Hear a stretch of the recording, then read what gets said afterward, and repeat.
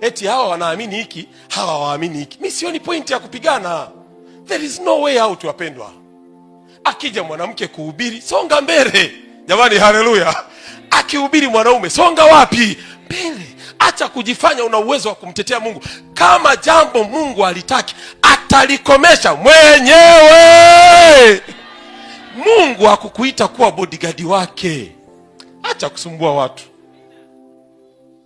Watu wameweka maimani ya kijinga, makanuni ya kijinga. Kanisa jingine, Pastor Leiza, mzee wa kanisa yuko na katibu wa kwaya. Wamama waimba kwaya wote njoo. Anakuja mama wa kwanza anapita kaa hapo. Katibu wa kwaya analula, anapima nywele. Anamwambia mzee, sentimita 2.6. Anaambiwa anyoe sentimita 6, hizo 0.6 zimezidi. Mwisho wa nywele ni sentimita 2. Sasa mama, tunafanyaje?